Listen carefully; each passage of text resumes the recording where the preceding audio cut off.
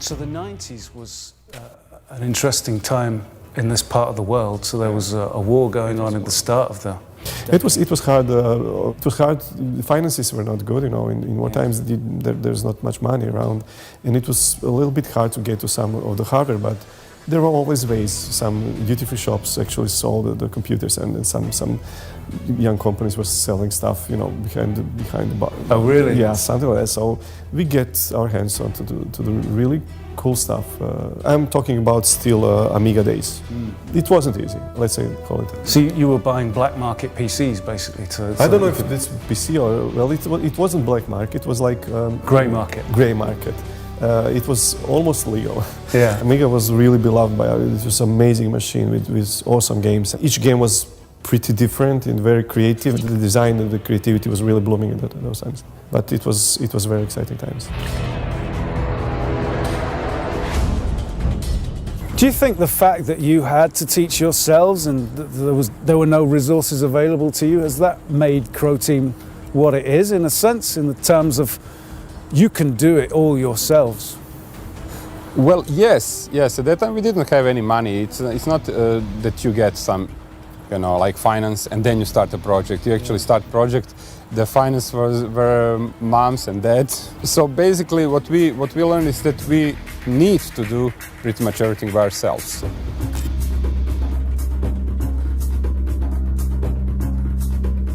Basically there were no schools, there were no YouTube tutorials, there was basically nothing. I just got that editor, I installed it in my PC at my home, and I started experimenting with it. So that actually stemmed from the Football Glory to Serious Sam a couple of years later. So we decided there was no way that we could license the engine, not to nearly that kind of money. But we had tools, we had skills, so just say, okay, let's give it a go.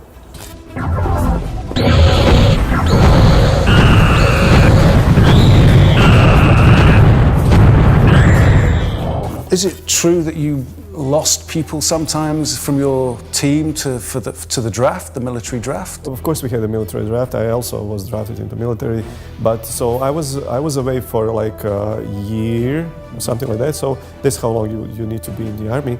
When there was 6 of us, 7 of us, it was really, when you lose 1 or 2, it's a big deal. Yeah. For a year, and you try to compile a game together. It's a big deal.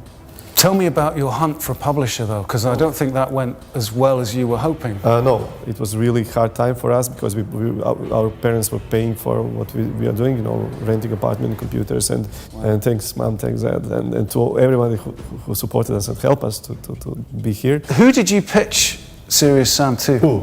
We pitched it to maybe something like 10 publishers or something, and we got just 2 responses and both were negative. Then we decided to create a vertical slice, small but polished, and then we put it out onto the internet, and then everything exploded. You know, people, community actually forced, or you know, like forced publishers to get in contact with us. That's how we started. Really? Yeah. So it was actually the weight of the community that... so that's why we, for the whole life of Crow Team, actually we are like in depth. We owe to our community, and that we will never forget that. So it's all about you players. Yeah. It's all for you. We are here because of you guys.